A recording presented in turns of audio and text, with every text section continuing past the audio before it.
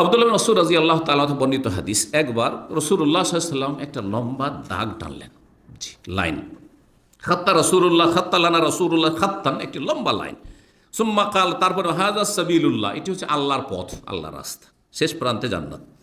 সুম্মা খাত্তা খুতুতান আন Yemeni one শিমাল, তারপরে কয়েকটা দাগ টানলেন ডানে আর বামে, ডান দিকে দুটো এরকম আর বাম দিকে দুটো, যেমন চলে যাচ্ছে কিং সৌদ স্ট্রিট আমাদের পাশে এটা, আর ডান দিকে বাম দিকে বেশ রাস্তা, এই 18 নম্বর, তো তারপরে আর এত নম্বর, এই যে যাচ্ছে না ডানে বামে, এইরকম বেশ কিছু ডানে বামে দাগ টানলেন রাসূলুল্লাহ সাল্লাল্লাহু আলাইহি ওয়াসাল্লাম।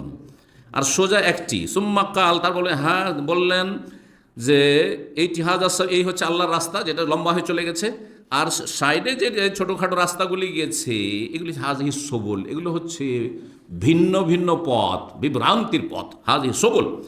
ইয়াজিদ বর্ণনা বলছেন সবুলুন মুতাফাররিক, এগুলি হচ্ছে বিচ্ছিন্নকারী পথ, এমন পথ যেগুলি জান্নাতের রাস্তা থেকে বিচ্ছিন্ন করে দেবে, দূরে সরিয়ে দেবে।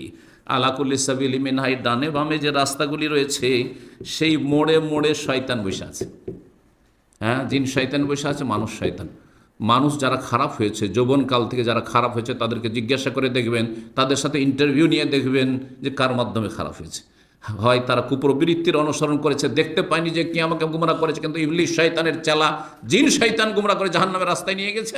হ্যাঁ, সেটা আকীদার ক্ষেত্রে হোক আর আমলের ক্ষেত্রে হোক। আর না হইলে মানুষকে দেখতে পেয়েছে খারাপ, অসৎ, বন্ধু বান্ধব সাঙ্গ পাঙ্গ খারাপ করেছে। মানুষ শয়তান, জিন শয়তান, এখানে জিন শয়তানের কথা বিশেষ বলা হয়েছে। প্রত্যেক রাস্তায় একজন করে শয়তান বসে আছে, ইয়াদু আলী সেই দিকে আহ্বান করছে। আর তারপরে কোরআন কারীমের সূরা আনআমের আয়াত পাঠ করলেন রাসূলুল্লাহ সাল্লাল্লাহু আলাইহি ওয়াসাল্লাম, ওয়া আন্না হাযা সিরাতি মুস্তাকিম, সূরা আনাম আয়াত 153, যেখানে 10টি ওসিয়তের কথা আল্লাহ বর্ণনা করেছেন। 10 নম্বর ওসিয়ত হচ্ছে এটি। 10টি ওসিয়তের প্রথম তৌহিদ, আর শেষ হচ্ছে সুন্নাহ, রাসূলুল্লাহ সাল্লাল্লাহু আলাইহি ওয়াসাল্লামের আদর্শ, তরিকুল জান্নাহ, জান্নাতের রাস্তা। ওয়া আন্না হাযা সিরাতি মুস্তাকিমা, এইটি হচ্ছে আমার সহজ সরল পথ, ফাত্তাবিউ, সেটির অনুসরণ করো।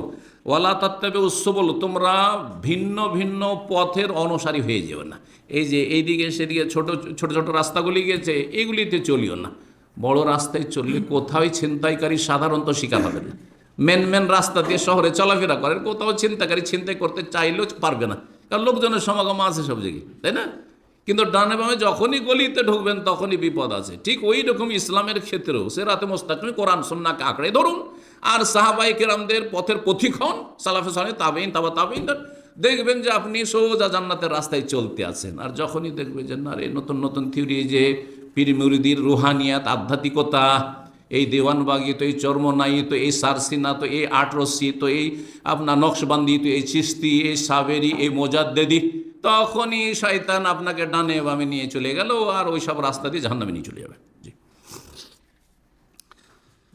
বলছেন ওয়া আন্না হাযা সিরাতি মুস্তাকিম, আল্লাহু ফাত্তাবিউ, তার অনুসরণ, ওয়ালা তাত্তাবিউস সুবুল, ভিন্ন ভিন্ন যে রাস্তা সেগুলির অনুসরণ, ফাতাফাররাকা বিকুম আন সাবিলি, না হইলে আল্লাহর রাস্তাতে তোমাদেরকে বিচ্ছিন্ন করে নিয়ে চলে যাবে। মুসনাদ আহমদের 3928 নম্বর হাদিস, নাসাই তো রয়েছে, দারমি তো রয়েছে, আল্লামা আলবানী হাদিসটিকে হাসান সহিহ বলেছেন। জি,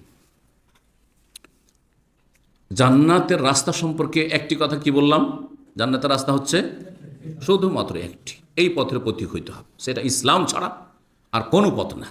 এই মর্মে রাসূলুল্লাহ সাল্লাল্লাহু আলাইহি ওয়াসাল্লাম আরেকটি হাদিস বলা যেতে পারে। একবার রাসূলুল্লাহ সাল্লাল্লাহু আলাইহি ওয়াসাল্লাম ওমর রাদিয়াল্লাহু তাআলা হাতে তাওরাতের কিছুটা অংশ দেখলেন, নিয়ে ঘুরছেন বা পড়বেন বা পড়েছেন।